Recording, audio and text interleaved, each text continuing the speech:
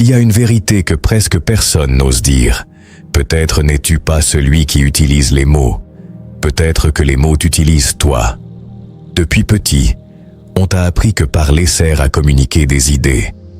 Mais les traditions spirituelles les plus anciennes révèlent quelque chose de bien plus troublant. Les mots ne décrivent pas la réalité. Les mots créent la réalité. Jésus ne parlait pas pour expliquer le monde. Jésus parlait et le monde obéissait. Des tempêtes qui se calment, des maladies qui disparaissent, la rareté qui se transforme en abondance. De la magie, un miracle, ou peut-être une science spirituelle que nous avons oubliée.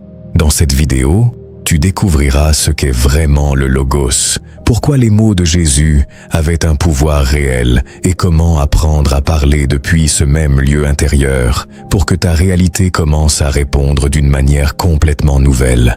Mais il y a une révélation qui change tout et qui ne peut être comprise qu'à la fin. Si tu ressens que quelque chose en toi est en train de se réveiller, écris dans les commentaires « Mon mot se réveille ».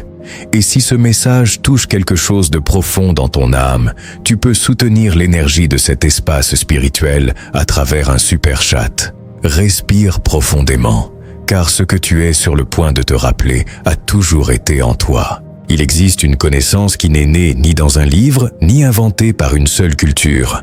Elle a traversé les temples d'Égypte, les écoles philosophiques de Grèce, les académies hermétiques d'Alexandrie, les traditions kabbalistiques de l'ancien Israël et les enseignements oraux des maîtres qui ont consacré toute leur vie à comprendre le mystère de la création.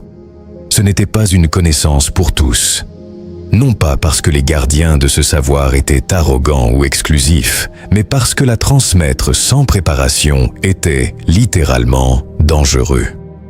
Tout comme l'électricité peut éclairer une ville ou peut tuer celui qui la touche sans savoir comment elle fonctionne, cette connaissance pouvait libérer un être humain ou le détruire de l'intérieur s'il l'apprenait sans avoir d'abord purifié ses intentions.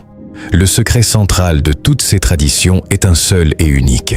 La réalité que tu perçois avec tes sens n'est pas la cause de ce que tu vis, c'est l'effet. Derrière le monde visible existe un plan invisible où tout se produit avant que cela ne se produise. Un champ de motifs, d'intentions et de fréquences de conscience où chaque expérience humaine commence son processus de manifestation bien avant que les yeux ne puissent la voir. Les anciens l'appelaient le plan causal. Et ils affirmaient que le seul outil permettant à un être humain conscient d'intervenir dans ce plan et de réorganiser ce qui s'y manifeste est la parole prononcée depuis un état de conscience élevé. Pas n'importe quelle parole, pas le bavardage automatique de l'ego, la parole qui naît du silence, de la certitude intérieure, de l'identification pleine avec la source de toute existence. Dans la tradition hébraïque, l'alphabet n'était pas un système de communication ordinaire. Chacune des 22 lettres était considérée comme une force créative primordiale, une vibration participant activement à la structure de la réalité. Les sages du Sefer Yetzira, le livre de la formation, enseignaient que le monde a été créé à travers des lettres, des chiffres et des sons sacrés. C'est pourquoi la Genèse ne dit pas que Dieu a pensé la lumière ou que Dieu a visualisé la lumière. Elle dit avec une précision qui a été ignorée pendant des siècles. Et Dieu dit que la lumière soit, et la lumière fut. Il n'y a pas eu de processus. Il n'y a pas eu d'attente. Il n'y a pas eu de négociation avec la matière. La parole prononcée depuis la conscience absolue a réorganisé le chaos en ordre de manière immédiate. Les philosophes grecs, en particulier ceux de la tradition platonicienne et stoïcienne, ont appelé ce principe logos. Et il est fondamental de comprendre que pour eux, ce mot ne signifiait pas simplement discours ou langage. Il signifiait l'intelligence divine qui soutient l'univers, l'ordre invisible qui donne cohérence à tout ce qui est visible, l'esprit cosmique qui respire dans chaque forme de vie. Hermès Trismégiste, la figure mythique qui unifie les traditions égyptiennes et grecques, l'a exprimé ainsi dans le corpus Hermeticum. Ce qui est en bas est comme ce qui est en haut. Ce que l'être humain fait avec sa conscience et sa parole sur le plan intérieur a un écho direct sur le plan extérieur. Ce n'était pas une métaphore poétique. C'était une description technique du fonctionnement de la réalité. Et Jésus ne connaissait pas seulement ce principe, il l'incarnait complètement. Quand il s'est levé face à une tempête sur le lac de Galilée et a prononcé 2 mots, paix, calme-toi, il ne priait pas les forces de la nature. Il ne demandait la permission à aucune puissance extérieure.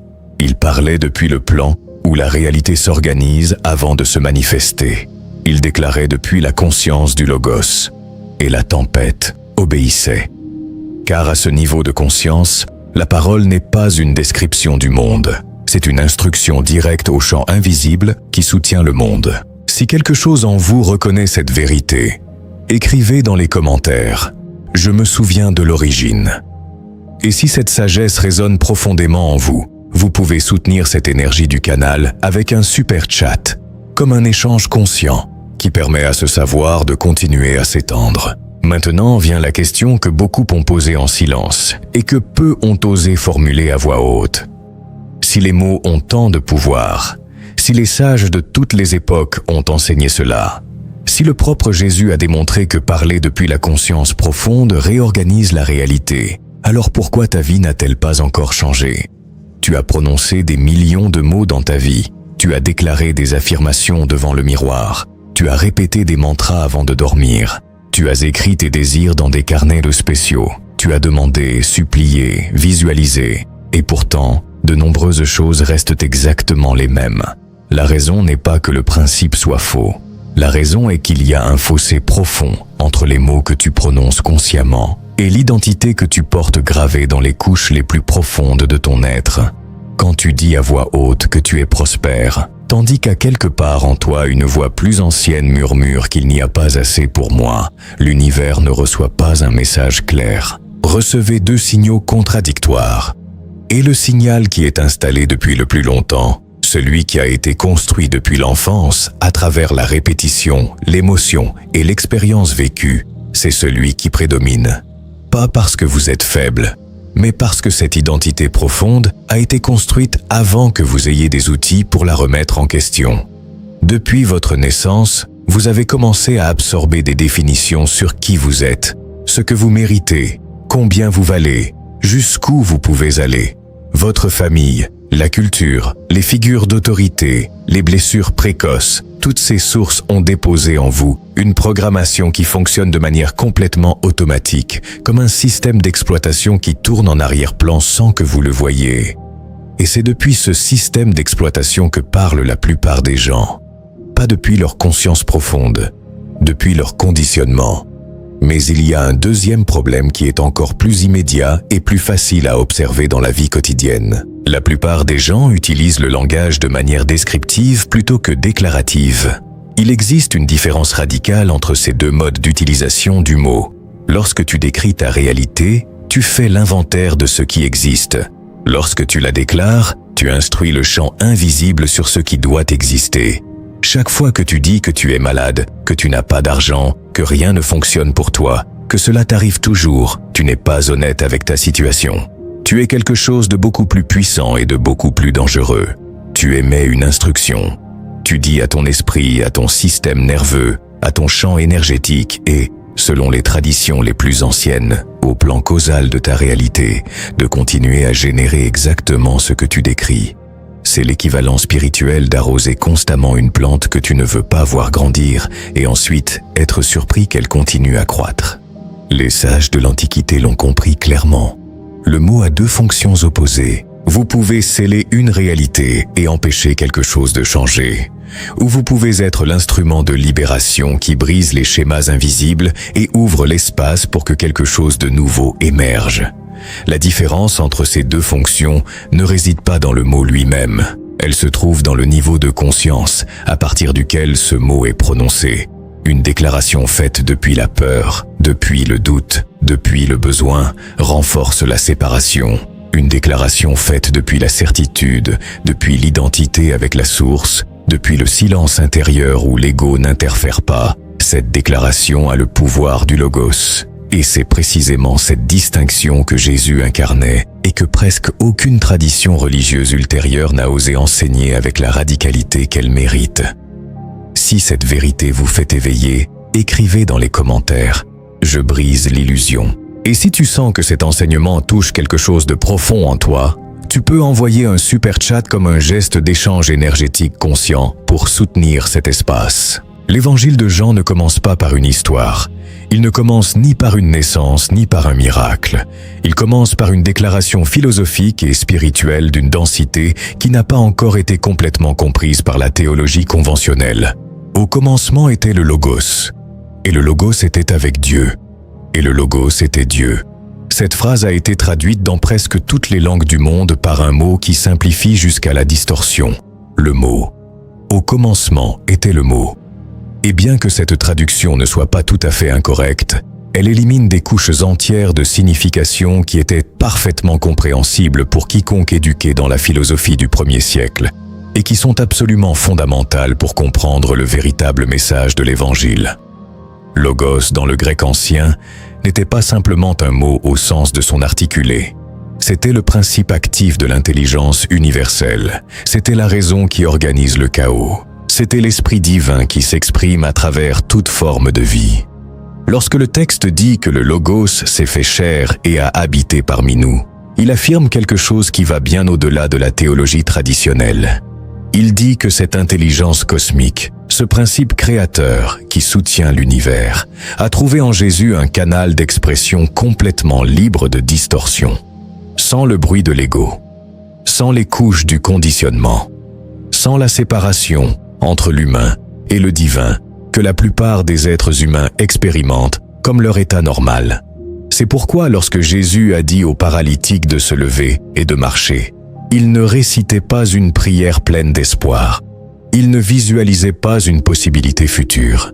Il déclarait la vérité depuis un plan où la maladie n'existe tout simplement pas. Car au niveau du Logos, seule existe la perfection de l'être. Et cette déclaration, prononcée depuis ce niveau de conscience, agissait comme une instruction directe au champ causal qui soutient le corps physique de cet homme. La réalité physique répondait parce que l'ordre provenait d'un niveau plus profond que la réalité physique. Mais la révélation la plus perturbante, la plus radicale, celle que la religion institutionnelle n'a jamais vraiment réussi à assimiler, n'est pas dans les miracles de Jésus. Elle est dans ce que Jésus a dit sur ceux qui viendraient après lui. Dans l'évangile de Jean, chapitre 14, Jésus prononce une phrase qui aurait dû transformer complètement la façon dont l'humanité se comprend elle-même. « Celui qui croit en moi, les œuvres que je fais, il les fera aussi. » Et même de plus grandes. Il n'a pas dit que ces œuvres étaient exclusives à sa nature divine particulière. Il n'a pas dit que personne d'autre ne pourrait atteindre ce niveau. Il a dit exactement le contraire. Il a dit que le même pouvoir qui opérait à travers lui était accessible à tout être humain atteignant le même niveau d'identification avec le Logos. Cela signifie que le pouvoir de la parole créatrice n'est pas un privilège d'un seul maître qui a vécu il y a 2000 ans. C'est la nature même de la conscience humaine lorsqu'elle se libère du conditionnement et se reconnaît comme une expression du principe créateur de l'univers. Le Logos n'est pas une qualité externe que certains possèdent et d'autres non. C'est ce que tu es, à ton niveau le plus profond. Et la distance entre toi et ce niveau n'est pas une distance de mérite ni de sainteté. C'est une distance de conscience. C'est la différence entre vivre identifié avec l'histoire qu'on t'a racontée sur toi-même et vivre depuis la certitude de ce que tu es vraiment. Si cette révélation résonne en toi, écris dans les commentaires « Je parle depuis la source ». Et si tu souhaites soutenir l'expansion de ce savoir, tu peux soutenir la chaîne par un super chat, comme un acte conscient de gratitude et d'énergie partagée. Comprendre le Logos intellectuellement n'est que le seuil. Lire sur le feu ne réchauffe pas. Comprendre la théorie de l'eau n'éteint pas la soif. La connaissance spirituelle ne remplit sa fonction que lorsqu'elle se transforme en expérience vivante, lorsqu'elle cesse d'être une information dans l'esprit et se transforme en une manière différente d'exister. C'est pourquoi ce qui vient maintenant n'est pas une explication supplémentaire. C'est un processus. Un chemin de 4 mouvements qui, s'ils sont pratiqués avec une intention sincère et de la constance, peuvent transformer radicalement la manière dont ta parole se rapporte à la réalité. Le premier mouvement est le silence intérieur. Pas le silence de l'environnement, bien que cela aide, Le silence du flux interminable de commentaires, de jugements, de peurs et de mémoires qui occupent normalement l'espace intérieur. Avant qu'un mot vrai puisse naître, il a besoin d'un espace où se développer. Ferme les yeux. Porte ton attention sur la respiration sans essayer de la changer. Observe les pensées qui surgissent sans les suivre, sans lutter contre elles, sans vous juger de les avoir. Regardez simplement comment elles passent et découvrez que vous n'êtes pas ces pensées. Vous êtes l'espace où ces pensées se produisent. Cet espace, ce silence derrière le bruit mental, n'est pas vide. C'est le champ à partir duquel tout émerge. C'est le niveau où le logos opère. Et chaque fois que vous parvenez à toucher ne serait-ce qu'un instant de ce silence authentique, vous êtes au bon endroit pour que votre parole ait un véritable pouvoir. Le deuxième mouvement est la reconnaissance de l'identité. Dans ce silence, avant de déclarer quoi que ce soit vers l'extérieur, il faut affirmer quelque chose vers l'intérieur. Il faut se rappeler qui vous êtes vraiment. Pas votre nom, qui est une étiquette. Pas votre histoire, qui est un ensemble d'événements passés. Pas votre rôle social, qui est une fonction que vous exercez. Il faut contacter la conscience qui observe tout cela. La présence qui a toujours été avec toi, qui n'est pas née quand on t'a donné un nom et qui ne disparaîtra pas quand ce nom ne sera plus utilisé. Cette présence n'est pas quelque chose que tu dois construire. Elle est déjà là. Tu dois juste la reconnaître. Et quand tu le fais, même si c'est pour un bref moment, quelque chose change dans la qualité de ton énergie. Il y a une stabilité, une certitude silencieuse qui ne dépend d'aucune circonstance extérieure. Depuis cet endroit, toute déclaration que tu fais porte une charge complètement différente. Le troisième mouvement est la déclaration consciente. Ici, le langage compte avec une précision technique. Il ne s'agit pas de choisir de jolis mots, ni de suivre des formules magiques empruntées. Il s'agit de parler depuis le résultat, pas depuis le manque. Pas depuis le désir, mais depuis la vérité du plan où cela existe déjà. Ne dis pas « je veux guérir », car vouloir implique une distance entre toi et ce que tu désires. Dis « la perfection de la vie s'exprime pleinement dans chaque cellule de mon corps maintenant ». Ne dis pas que j'ai besoin d'abondance, car avoir besoin déclare une absence. Dis que l'abondance est la nature de ce que je suis et qu'elle coule vers moi de toutes les directions. Ne dis pas que j'espère que les choses s'améliorent, car espérer place la solution dans un futur hypothétique. Dis que l'ordre divin se manifeste parfaitement dans chaque domaine de ma vie. Ce ne sont pas des phrases de développement personnel superficielles. Ce sont des déclarations qui, faites depuis le silence et la reconnaissance de l'identité que nous avons décrite auparavant, agissent comme des instructions au champ causal. Elles n'ont pas besoin de répétition obsessive. Elles nécessitent profondeur et conviction. Une seule déclaration faite depuis le niveau du logos a plus de pouvoir que 1000 affirmations mécaniques répétées sans conscience. Le quatrième mouvement est la cohérence totale. C'est ce qui distingue le praticien sérieux de celui qui ne joue qu'avec des idées spirituelles. Il ne suffit pas de déclarer quelque chose à un moment de méditation si immédiatement après tu agis, penses et te déplaces comme si rien n'avait changé. La cohérence signifie que ton corps, tes décisions, ta manière de te relier au monde et tes pensées habituelles commencent à s'aligner avec ce que tu as déclaré. Tu marches comme quelqu'un qui a déjà reçu ce qu'il a déclaré. Tu prends des décisions depuis la perspective de celui qui vit déjà la réalité qu'il a affirmée. Tu traites les autres depuis la conscience de celui qui sait que la source est infinie et qu'il n'y a pas de pénurie. Il ne s'agit pas de faire semblant. Il s'agit de comprendre que la réalité suit toujours la conscience. Elle ne la précède jamais. Et quand ta conscience, ta parole et ton comportement s'alignent complètement dans la même direction, tu opères exactement comme Jésus opérait. Non pas parce que tu es lui, mais parce que tu utilises la même technologie intérieure qu'il a utilisée, la technologie du Logos. Si tu es prêt à utiliser ta voix d'une manière nouvelle, écris dans les commentaires « Ma voix a de l'autorité ». Et si tu vis ce moment avec intensité, tu peux soutenir cet espace spirituel par un super chat comme un geste d'énergie consciente. Lorsque quelqu'un commence véritablement à parler depuis le logos, quelque chose se produit qui ne peut pas être entièrement décrit par des mots et que ceux qui l'expérimentent reconnaissent immédiatement. Ce n'est pas que tout change du jour au lendemain de manière spectaculaire. Le changement commence à un endroit beaucoup plus subtil et beaucoup plus profond. Il commence dans la relation que vous avez avec vous-même. Il y a une cohérence interne qui commence à se consolider. Une sensation que ce que vous pensez, ce que vous ressentez, ce que vous dites et ce que vous faites ne tire plus dans des directions opposées. Pour la première fois depuis longtemps, ou peut-être pour la première fois de votre vie, il y a un alignement. Et cet alignement a un effet sur le champ invisible qui entoure chaque être humain et que les traditions spirituelles ont décrit de différentes manières. Les hermétistes parlaient du corps astral, les taoïstes du flux du chi. La physique quantique moderne parle de champs de probabilité qui s'effondrent en fonction de l'observation.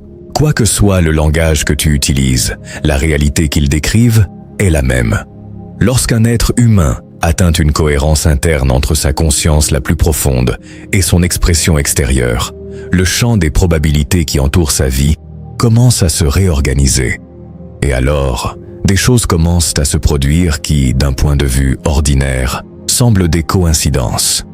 La personne exacte que tu devais rencontrer apparaît. L'opportunité arrive au moment précis.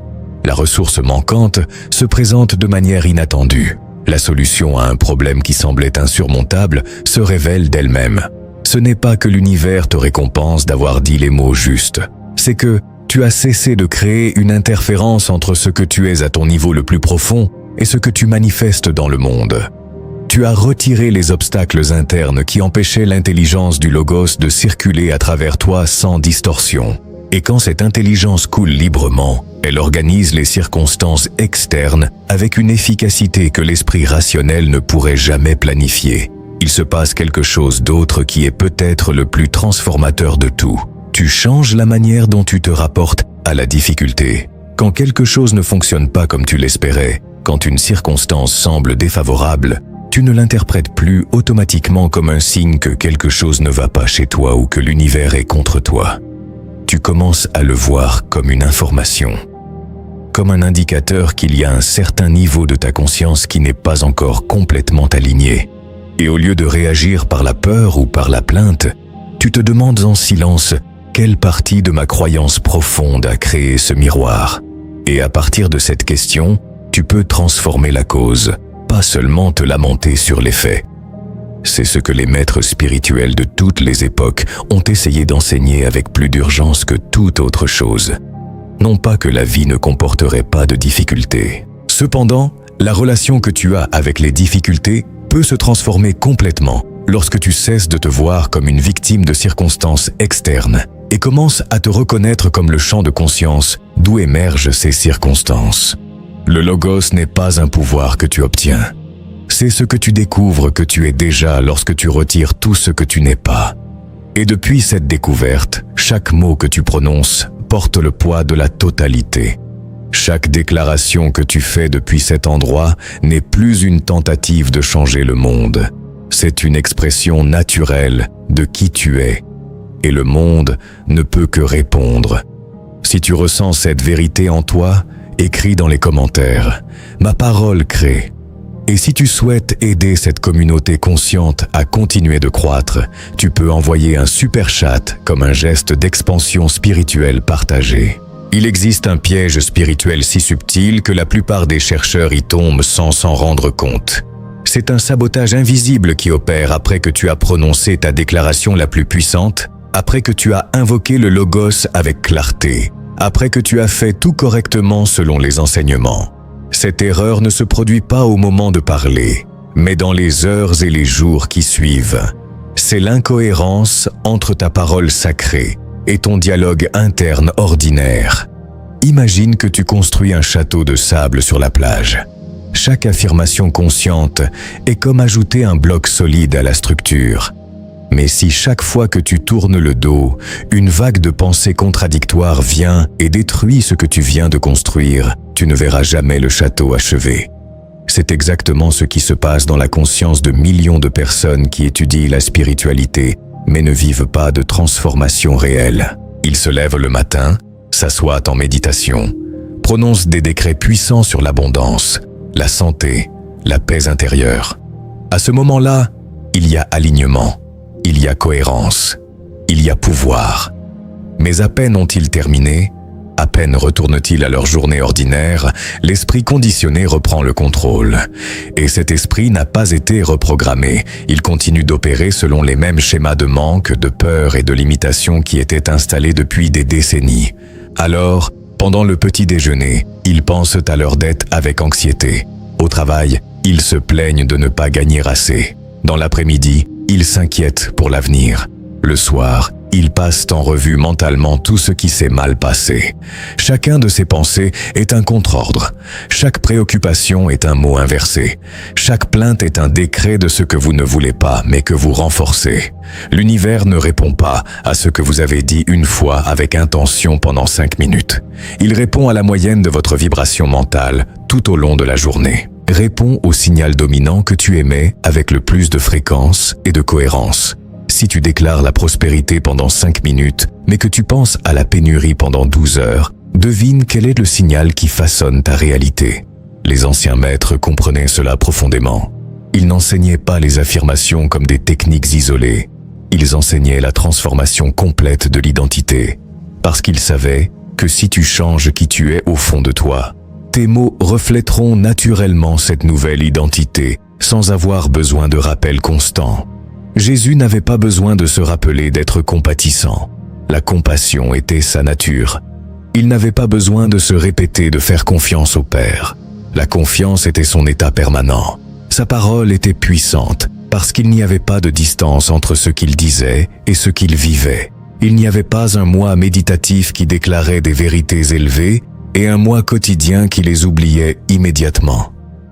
Il y avait une seule conscience unifiée, opérant depuis la vérité à tout moment. Voici le véritable travail du chemin spirituel. Ce n'est pas d'apprendre de nouvelles affirmations, mais de devenir le type de personne pour qui ces affirmations sont des descriptions naturelles de son état intérieur, et non des aspirations lointaines. Comment y parvenir? D'abord, avec une vigilance compatissante. Observe tes pensées pendant la journée sans te juger sévèrement, mais sans te permettre de tomber dans l'inconscience. Lorsque tu remarques que tu penses depuis un manque, arrête-toi. Respire. Reconnais que cette pensée n'est pas une vérité absolue, c'est un schéma appris. Ensuite, choisis consciemment une pensée qui soit alignée avec ce que tu as déclaré dans ta pratique matinale. Ne force pas. Ne fais pas semblant de ressentir quelque chose que tu ne ressens pas. Redirige simplement ton attention vers une perspective plus alignée avec ta vérité. Deuxièmement, réduis le bavardage inutile. La plupart des gens parlent compulsivement toute la journée, commentant tout, donnant leur avis sur tout, se plaignant de tout. Chaque mot inutile est une fuite d'énergie créative. Apprends à parler seulement lorsque tu as quelque chose de réel à exprimer. Apprends le pouvoir du silence conscient.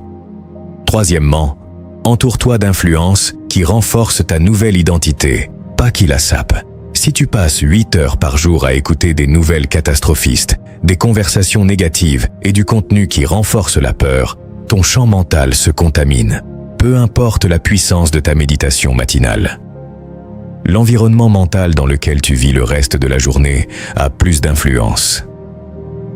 Quatrièmement, célèbre les petites victoires de cohérence. Chaque fois que tu parviens à tenir ta parole intérieurement face à une provocation extérieure, célèbre cela. Chaque fois que tu choisis une pensée élevée plutôt qu'une réaction automatique, reconnais-le. Tu renforces un muscle spirituel. Et comme tout muscle, il se développe avec une pratique cohérente. Le moment où tu comprends cela de manière viscérale, pas seulement intellectuelle, est le moment où ta pratique spirituelle fait un saut quantique. Parce que tu cesses de chercher la technique parfaite et commences à cultiver la cohérence permanente. Et la cohérence est ce qui transforme les mots en réalité manifestée. Écris dans les commentaires « Je tiens ma parole ». Dans le bruit perpétuel de l'existence moderne, nous avons oublié le pouvoir du silence. Pas le silence externe, que l'on peut trouver en se bouchant les oreilles ou en se retirant dans un endroit isolé, mais le silence interne, cet espace vide dans la conscience où cesse toute activité mentale compulsive. Ce silence est la matrice à partir de laquelle émergent les mots véritablement créateurs. Pense à cela. Avant que l'univers physique n'existe, avant qu'il y ait de la matière, de l'énergie, du temps ou de l'espace, il n'y avait que de la potentialité pure.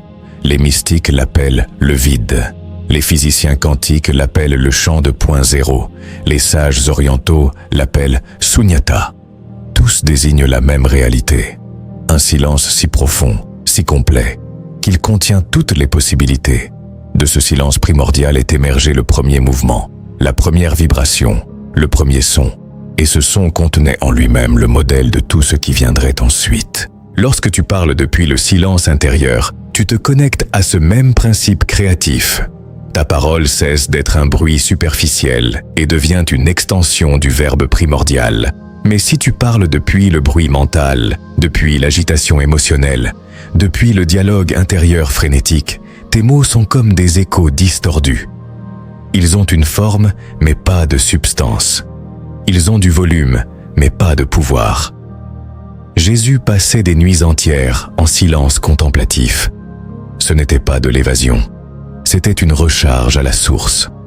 Après ces périodes de profonde tranquillité, ses paroles sortaient avec une autorité qui étonnait les foules, non seulement par le contenu, mais par la vibration qu'elles portaient, parce qu'elles avaient été conçues dans le silence avant d'être prononcées dans le monde. Les moines tibétains pratiquent des méditations de silence qui peuvent durer des années. Ils ne gaspillent pas leur vie dans l'inactivité. Ils cultivent l'espace intérieur à partir duquel le véritable pouvoir émerge. Ils savent que 1000 mots prononcés dans l'agitation ont moins d'impact qu'une seule syllabe prononcée dans le silence absolu. Il y a une différence fondamentale entre se taire par peur et choisir le silence depuis le pouvoir.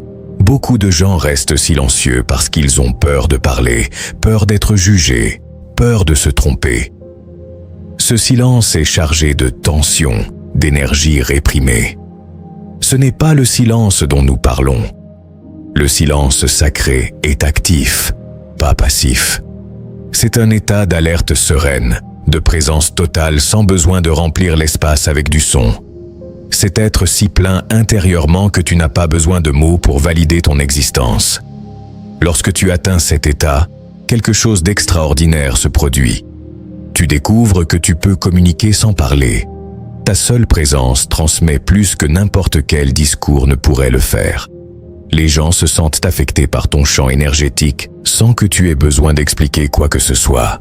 Ce n'est pas une fantaisie mystique, c'est une réalité observable. As-tu déjà été en présence de quelqu'un profondément centré dans le silence et ressenti comment ton propre tumulte mental diminuait?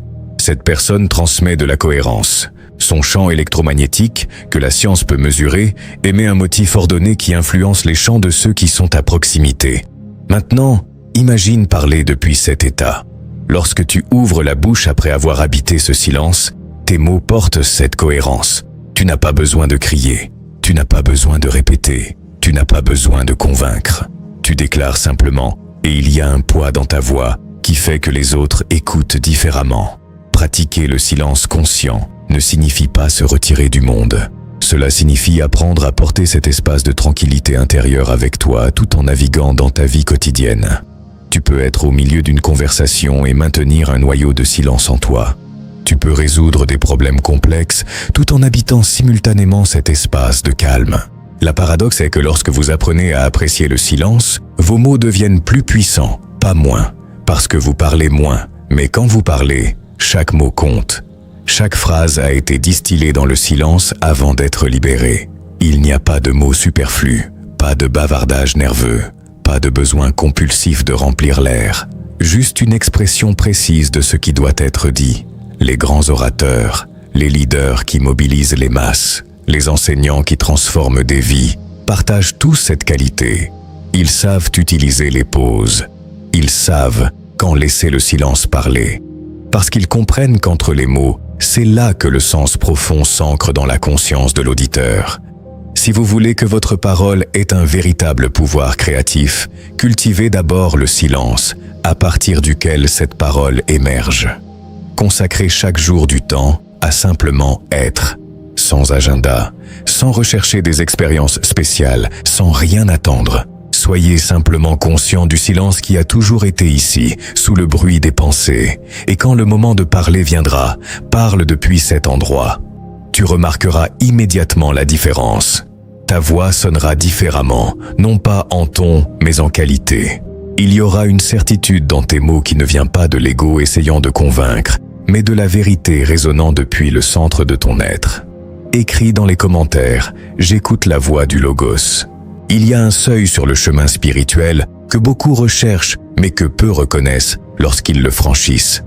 Il ne se présente pas accompagné de trompettes célestes, ni d'expériences dramatiques d'illumination. C'est plus subtil que cela, mais infiniment plus réel. C'est le moment où ta réalité externe commence à refléter ta transformation interne de manière cohérente et vérifiable. Avant ce moment, tu peux avoir des expériences sporadiques. Une synchronicité ici, une manifestation là. Des moments où tu sens que quelque chose a fonctionné, suivi de longues périodes où il semble que rien ne change. C'est frustrant parce que tu sais qu'une partie de l'enseignement est vraie, tu l'as expérimenté par éclair, mais tu ne peux pas accéder à ce pouvoir de manière fiable. Cette incohérence ne signifie pas que tu fais quelque chose de mal. Cela signifie que tu es encore dans la phase d'apprentissage, où la cohérence interne se construit mais n'est pas encore complètement stabilisée. C'est comme apprendre à faire du vélo. Au début, tu tombes beaucoup. Puis tu réussis à pédaler quelques mètres avant de perdre l'équilibre. Éventuellement, quelque chose se déclenche et soudain, tu pédales sans effort, sans penser à comment maintenir l'équilibre. Cela devient naturel.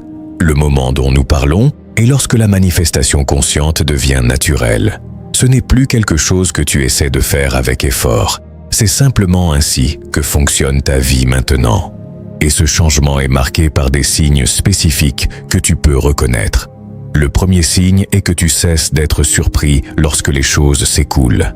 Avant, quand quelque chose que tu désirais se manifestait, il y avait de l'émerveillement, de l'incrédulité, presque comme si c'était un heureux accident. Maintenant, quand tu déclares quelque chose et que cela apparaît, il y a une reconnaissance tranquille. Bien sûr, c'est ainsi que ça fonctionne. Ce n'est pas de l'arrogance, c'est une connaissance basée sur une expérience répétée. Le deuxième signe est que les solutions commencent à arriver avant que les problèmes ne deviennent critiques. C'est comme si l'univers répondait à tes besoins avant même que tu aies à demander explicitement.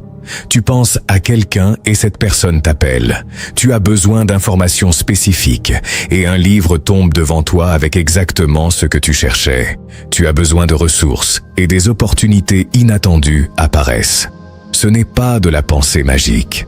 C'est le résultat de l'atteinte par ton champ énergétique d'un niveau de cohérence qui attire naturellement ce qui résonne avec ta fréquence dominante. Ta vibration est comme un signal radio. Quand elle est claire et forte, elle attire des expériences qui sont sur la même fréquence. Le troisième signe est que la résistance interne diminue de manière spectaculaire. Avant, chaque pas en avant nécessitait de surmonter des couches de doute, de peur et d'auto-sabotage. Maintenant, même si tu peux encore ressentir une peur occasionnelle, elle n'a plus le pouvoir de te paralyser. Tu observes la peur surgir, tu la reconnais et tu agis quand même depuis un endroit de confiance plus profonde. C'est comme si tu avais changé ta configuration par défaut de méfiance à confiance, de résistance à flux. Le quatrième signe est que ta parole acquiert un poids tangible dans ton expérience.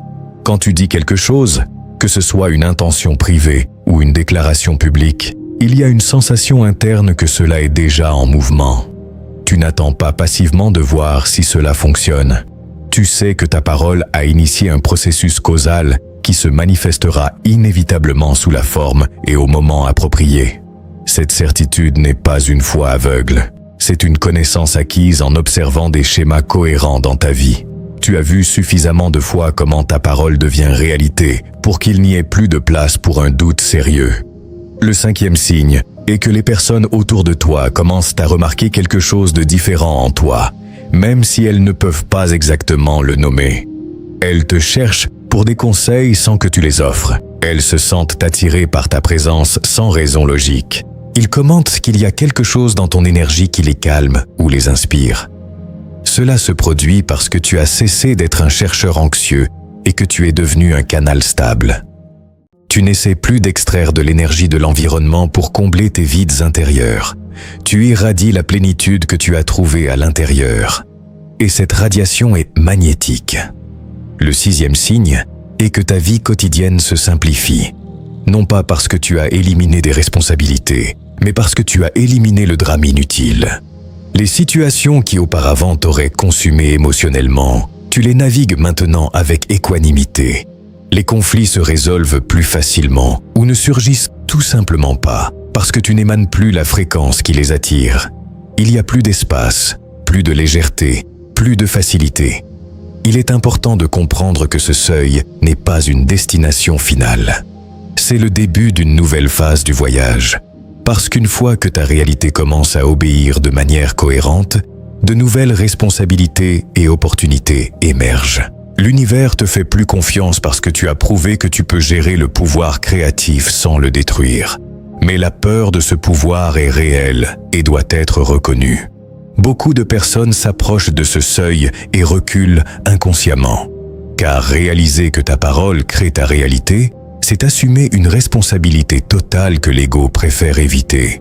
Il est plus confortable de blâmer les circonstances, les autres, le destin. Franchir ce seuil signifie accepter que tu es le facteur déterminant dans ton expérience de vie, pas le seul facteur, car tu vis dans un univers interconnecté où d'autres créent aussi. Mais oui, le facteur principal dans la façon dont tu expérimentes et réponds à ce qui apparaît dans ton champ. Lorsque tu acceptes enfin cette responsabilité sans ressentiment mais avec empowerment, quelque chose se libère. Tu n'attends plus d'être sauvé. Tu ne cherches plus la technique secrète qui fera enfin que tout fonctionne. Tu vis simplement depuis ton autorité créative, ajustant ta parole et ta conscience selon ce que tu souhaites expérimenter. Et la réalité, qui a toujours été malléable, commence à montrer sa véritable nature. Un champ de possibilités infinies répondant à la conscience qui l'observe et la déclare. Écris dans les commentaires « Ma réalité écoute ma voix ». Peut-être qu'aujourd'hui tu n'as pas appris quelque chose de nouveau. Peut-être qu'aujourd'hui tu as rappelé quelque chose d'ancien. Quelque chose qui était en toi bien avant que le monde ne t'apprenne à douter de ta propre voix. Tu as rappelé que ta voix n'est pas petite, que ta parole n'est pas faible, que chaque fois que tu parles depuis le centre de ta conscience, tu n'émets pas simplement des sons. Tu participes au même processus créatif qui a donné naissance à l'univers. En toi vit la même intelligence qui soutient les étoiles, la même force silencieuse qui organise les galaxies, qui fait grandir les arbres vers la lumière et qui maintient ton cœur battant même pendant que tu dors. Et quand tu parles depuis cet endroit, depuis cet espace profond où la peur se dissout et la conscience devient claire, la réalité commence à écouter. Non pas parce que l'univers est quelque chose de séparé de toi, mais parce qu'au plus profond, toi et l'univers naissaient de la même source. Chaque mot prononcé depuis le silence intérieur devient une graine qui entre dans le champ invisible où tout commence. Et même si parfois tu ne le vois pas immédiatement, même si l'esprit veut s'impatienter, cette graine commence à réorganiser ton monde de l'intérieur vers l'extérieur. C'est pourquoi le véritable pouvoir n'est pas de parler plus. Il est dans parler avec vérité. Il est dans le fait de laisser ta parole naître de l'endroit où il n'y a plus de confusion sur qui tu es. Parce que lorsque tu te souviens de cela, quelque chose change pour toujours. Tu cesses de vivre en réagissant à la réalité et tu commences à participer consciemment à sa création. Cette chaîne existe précisément pour cela. Pour rassembler les âmes qui se rappellent de leur nature profonde. Pour ceux qui sentent que la vie a un sens plus grand que celui qu'on nous a appris. Pour ceux qui savent, au plus profond de leur cœur, que la conscience humaine a un pouvoir que nous commençons à peine à comprendre. Si tu sens que tu es l'une de ces âmes, abonne-toi et fais partie de cette communauté consciente. Ici, nous continuons à explorer ensemble ces connaissances anciennes qui ont été oubliées, déformées ou gardées en silence pendant des siècles. et qui aujourd'hui se réveillent à nouveau chez ceux qui sont prêts à les rappeler. Et si tu souhaites soutenir cet espace spirituel pour que plus de personnes puissent entendre ces messages et se reconnecter avec leur essence, tu peux le faire à travers un super chat, comme un geste conscient de soutien et d'expansion de cette énergie. Parce que lorsque qu'une personne se rappelle qui elle est, elle ouvre une porte pour que beaucoup d'autres le rappellent aussi. Avant de partir, garde cette vérité en toi. Emporte-la avec toi lorsque tu parles, lorsque tu penses, lorsque tu déclares ce que tu souhaites manifester dans ta vie. Souviens-toi toujours de ceci. Lorsque ta parole naît du silence de l'âme, ce n'est pas seulement ta voix qui parle, c'est le logos s'exprimant à travers toi. Et quand cela se produit, l'univers reconnaît son origine.